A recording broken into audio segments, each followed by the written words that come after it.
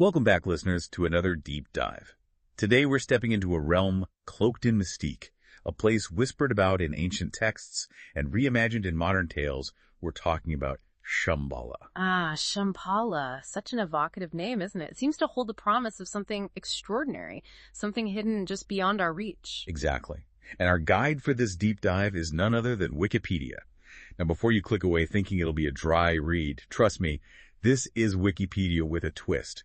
We're uncovering a concept that bridges spiritual traditions, prophecies, and maybe even a few real-world expeditions. But let's not get ahead of ourselves. What exactly are we talking about when we say Shambhala? Well, in essence, it's depicted as this hidden spiritual kingdom. You'll often find it nestled somewhere in the Himalayas in the texts, and it's a prominent feature in ancient Buddhist texts, particularly the Kalachakra Tantra. So we're talking about a real place, an actual kingdom hidden somewhere in the mountains. Well, that's the million-dollar question, isn't it?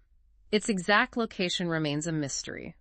Some believe it to be a physical place, while others see it as more of a metaphorical realm, a state of being, rather than a geographical location. Intriguing. So it's like a Shangri-La of sorts. There are definitely parallels to be drawn there, but what makes Shambhala even more fascinating is that its roots aren't confined to Buddhist tradition. We also find mentions of it in Hindu mythology. Oh, really? I wasn't aware of that connection. Tell me more. Well, in Hindu mythology, Shambhala is said to be the birthplace of Kalki, an avatar of Vishnu. Kalki, the one prophesied to usher in a new golden age. That's the one. Quite the convergence of traditions, don't you think? It highlights how Shambhala acts as a point where different Eastern belief systems intersect and intertwine. It's like a cultural crossroads, a meeting point of myths and prophecies. Fascinating. Exactly. And speaking of origins, our trusty Wikipedia article introduces us to a king named Manjushikirti, who plays a significant role in the Shambhala story. A king, you say? Let's hear more about this Manjushikirti and his connection to Shambhala. Well, he ruled a kingdom steeped in ancient traditions, but he decided to make the Kalachakra teachings the official belief system of his realm. Now, as you can imagine, not everyone was on board with this change. Ah, the classic tale of a ruler trying to enforce a singular belief system never goes down smoothly, does it? You got it. And King Manjushikirti, unfortunately, didn't quite learn that lesson in time. According to the legend, he ended up expelling those who refused to convert to the Kalachakra teachings. And I'm guessing these dissenters weren't just any ordinary citizens. You're right. They happened to be some of the wisest, most learned individuals in the kingdom. Oh, the irony. The very people who could have enriched his kingdom with their wisdom cast out because of their beliefs. It does make you wonder, doesn't it? Yeah. Anyway, as the story goes, the king eventually realizes the gravity of his mistake. He has a change of heart and tries to convince these exiled scholars to return. So did they come back? Some did, but others, those who would become the founders of Shambhala, chose not to return. They decided to continue on their own path, venturing further into the mountains, seeking a place where they could practice their beliefs freely. So these exiled scholars, seeking refuge from a king who rejected their wisdom, become the founders of this hidden kingdom. Talk about a turn of events. It's a story filled with twists and turns, that's for sure. And from this point onward, the legend of Shambhala becomes inextricably linked to prophecy, especially those surrounding the Kalachakra and the figure of Maitreya, the future Buddha. Maitreya, the future Buddha. Now, that's a name I've heard before, but I have to admit my knowledge of Buddhist prophecies is a bit rusty. Refresh my memory, who is Maitreya and what is his connection to Shambhala? Well, Maitreya is a significant figure in Buddhist tradition, often seen as the future Buddha who will appear on Earth when the teachings of the historical Buddha, Siddhartha Gautama, have been forgotten. Okay, so like a successor, a spiritual inheritor of sorts, and this Maitreya is linked to Shambhala. Precisely. And this is where the prophecies kick in. Oh boy, more prophecies. Prophecies galore. It wouldn't be a deep dive into a mystical kingdom without them. True enough. All right, hit me with these prophecies. What's the connection between Maitreya and our mysterious Shambhala? So the prophecy states that the 25th Kalki king, known as Maitreya, will emerge from Shambhala to vanquish the forces of darkness. Hold on, Kalki king. I thought we were talking about a Buddha. It is a bit of a mind bend, isn't it? Remember how we were talking about how Shambhala appears in both Buddhist and Hindu traditions? Right, that whole cultural crossroads thing? Exactly. So this prophecy blends elements of both. Maitreya, the future Buddha, is also identified as the 25th Kalki king, destined to bring about a new era of peace and enlightenment. Okay, now my head is really spinning. So we've got this fusion of Buddhist and Hindu traditions, prophecies about a future Buddha who is also a king, and all of this is connected to Shambhala. It's a lot to take in. I told you we were going deep. But hold on, it gets even more intriguing. The prophecy actually gives a specific time frame for Maitreya's arrival. Oh, really? And what year might that be? The year 2424, or 2425, depending on the interpretation. 2424. That's just around the corner. Well, not quite, but it's closer than I thought. So are we talking about a literal doomsday clock here? Not quite. You see, it's important to understand the concept of cyclical time in both Hindu and Buddhist traditions. Time isn't viewed as a straight line, but more like a wheel, a cycle of birth, death, and rebirth, constantly turning. So the year 2424 wouldn't mark the end, but rather a new beginning, a shift from one era to the next. You got it. It's like the turning of an age, a cosmic reset button. I see. So it's not about the literal year as much as the symbolic significance of that time period. Precisely. It's fascinating to think about how these prophecies, passed down through generations, might have resonated with people throughout history, especially in times of turmoil and uncertainty. Imagine clinging to that sliver of hope, the belief in a brighter future, a golden age ushered in by a savior king arising from a hidden land. I could see how that would be a powerful motivator, a beacon of hope in dark times. And speaking of hope and hidden lands, it's fascinating how this concept of Shambhala, rooted in Eastern traditions, eventually captured the Western imagination. Oh, absolutely. The story of how Shambhala went west is a tale in itself. It involves whispers of lost kingdoms, intrepid explorers, and a good dose of esoteric intrigue. Intrigue? Now you've piqued my curiosity. How did this hidden Himalayan kingdom end up on the radar of the Western world? Well, according to our Wikipedia source, the West's first documented encounter with Shambhala, or at least the idea of it, dates back to the 17th century. It all started with a Portuguese missionary who, during his travels through Asia, caught wind of a place called Shambhala. Shambhala. Yeah. Sounds like Shambhala with the Portuguese accent. Exactly. And you know what's even funnier? This missionary, he jotted down Shambhala, thinking it was just another name for China. Oh no, a slight geographical error there. Talk about your lost kingdoms. Right, a bit of a navigational mishap. But even though he was a tad off with his geography, it shows that whispers of this hidden kingdom, even back then, were trickling down the grapevine, piquing the curiosity of those who heard them. So even with a few geographical mix-ups, the legend of Shambhala was already making its way westward. Exactly. But it wasn't until the 19th century that things really started to heat up. That's when a Hungarian scholar named Sándor Kőrösi Kusoma enters the picture.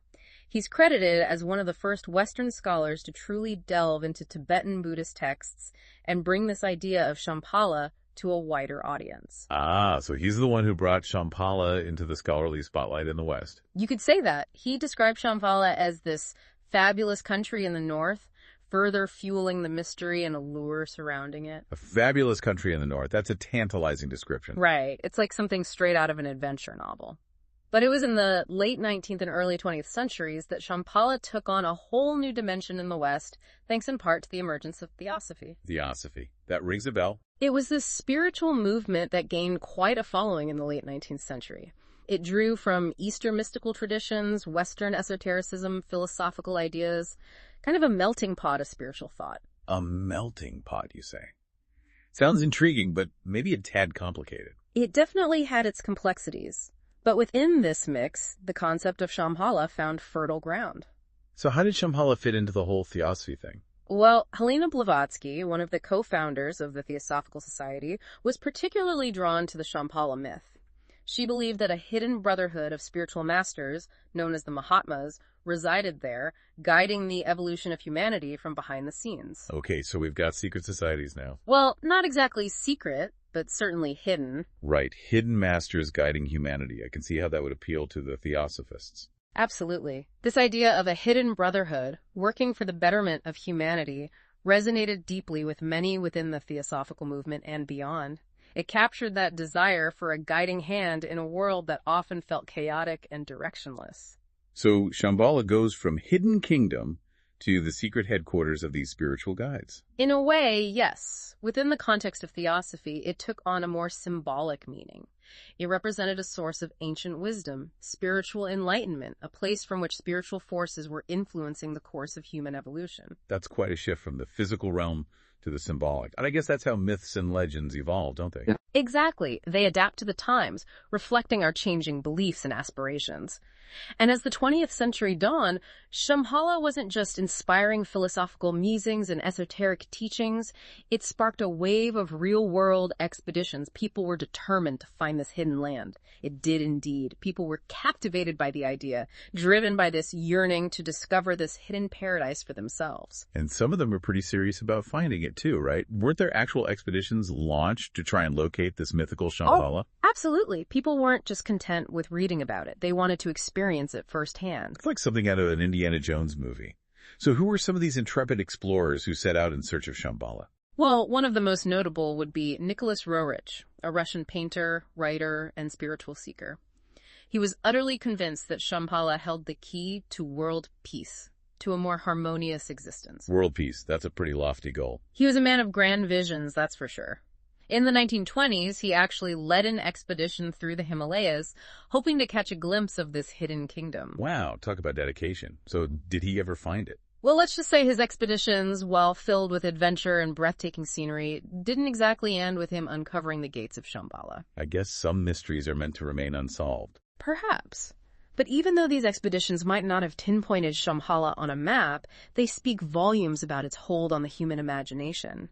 It's a testament to our enduring fascination with the unknown, with the possibility of discovering something truly extraordinary, even in the face of uncertainty and risk. It's like this deep-seated longing for something more, something beyond the everyday. And it's not just explorers and adventurers who are drawn to the Shambhala myth. I mean, we see it popping up in popular culture all the time, don't we? Oh, absolutely. Shambhala has definitely transcended its ancient origins. It's everywhere. In books, movies, music, you name it. It's true. We've got James Hilton's classic novel, Lost Horizon, which gave us the fictional Shangri-La, heavily inspired by Shambhala. And who could forget that catchy Three Dog Night song, Shambhala? And don't forget about the video game Uncharted 2. Even Nathan Drake goes on a quest for Shambhala. Oh, that's right. And didn't Scrooge McDuck once go searching for it too? It's like Shambhala has infiltrated every corner of our collected consciousness. It really has, hasn't it? It's become a recurring motif, this symbol woven into the fabric of our modern storytelling. It makes you wonder why this ancient myth continues to resonate so strongly in our modern world. It's a good question. Maybe it represents that glimmer of hope, that belief in a perfect world hidden somewhere, just waiting to be discovered. Or maybe it's the allure of the unknown, the thrill of imagining a place where wisdom and harmony reign supreme. I think you've hit the nail on the head. Shambhala embodies our collective yearning for something better, for a world that perhaps we've lost touch with or only dream of creating. It's a potent symbol, open to interpretation, which is perhaps why it's endured for so long and continues to captivate us today. It's like a mirror reflecting our own hopes and anxieties, our desires for a better future. Exactly. And perhaps that's the real magic of Shambhala. It's not so much about whether it exists as a physical place, but more about what it represents within us, the potential for enlightenment, for peace, for a deeper connection with ourselves and the world around us. It's that journey, that inner exploration that truly matters. Precisely. The search for Shambhala, whether it leads to a hidden kingdom in the Himalayas or a newfound sense of peace within ourselves, is a journey worth taking. Well said. That's a beautiful note to end on. It has been a fascinating deep dive. It really has.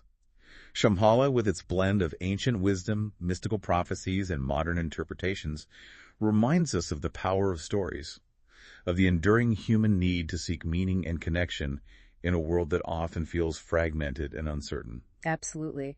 And who knows, maybe, just maybe, the journey to Shambhala is ultimately a journey into the depths of our own hearts and minds. Perhaps that's the greatest adventure of all. To our listeners, thank you for joining us on this deep dive into the enduring mystery of Shambhala.